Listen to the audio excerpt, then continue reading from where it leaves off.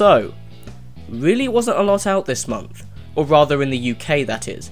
We've only just had Expendables 3, which I really don't need to bother reviewing, right? You already know that it sucks, right?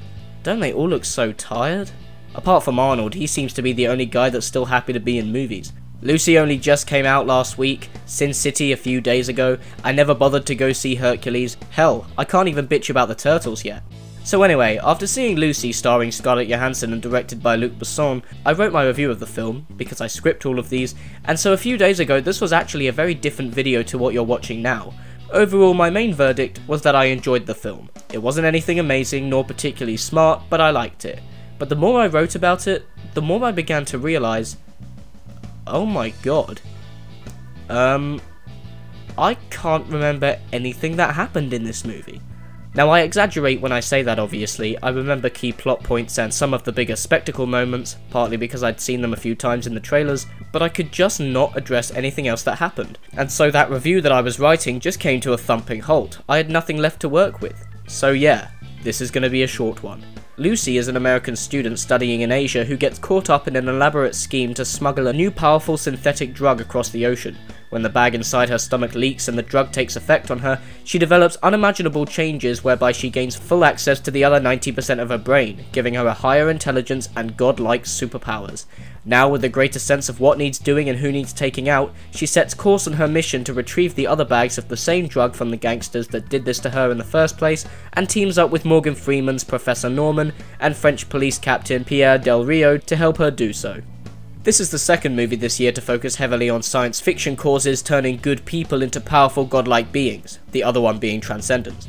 Fortunately enough, however, even if it might make as much sense as Transcendence, which is to say not much, Lucy has the advantage in being intriguing and visually satisfying. It's not amazing or anything particularly earth-shattering, but I'd describe it as a well-directed, admittedly enjoyable excuse for Scarlett Johansson to walk around acting like God for an hour and a half. I enjoyed it from the gate just because I liked the premise so much. It felt like someone saw Bruce Almighty and said, yeah, this is good, but wouldn't it be better if he were kicking ass? But I'd be lying if I said this is going to stay with anyone for very long, this review being Exhibit A. There aren't many surprises, the antagonists are one note, the runtime is quite short for an action blockbuster, and there's a lack of much tension once it's established that the character can do anything, but I liked it, even though it's got all those flaws and makes almost no sense whatsoever, and in execution the premise translates to a missed opportunity, I did like it. The first half is really interesting and well paced, and it's extremely refreshing to see the writers not try to shoehorn in some big message about bettering ourselves or how no one should have the powers of God or any of that stuff. They even managed to avoid going down the route of split personality, which I really appreciated. When the bag leaks and Lucy becomes Super Lucy, as one might say, she doesn't become a completely different person.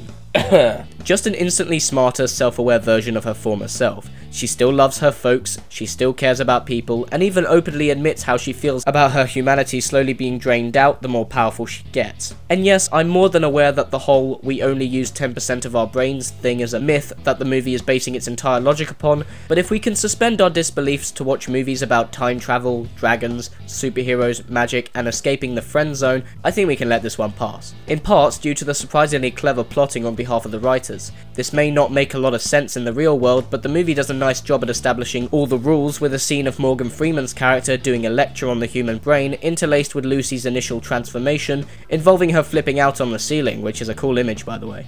The big problem with Lucy, outside of what I've already pointed out, is the apparent lack of taking this concept to its fullest potential.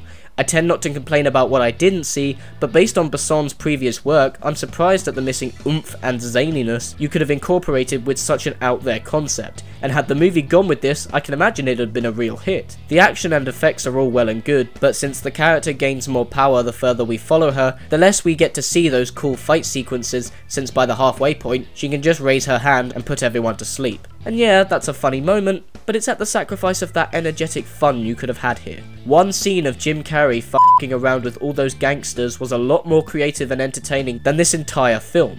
But whatever, there's a very cool ending which I think works both in terms of a thematic arc set up from the start, and the entire sequence is admittedly quite jaw-dropping, so you do have that.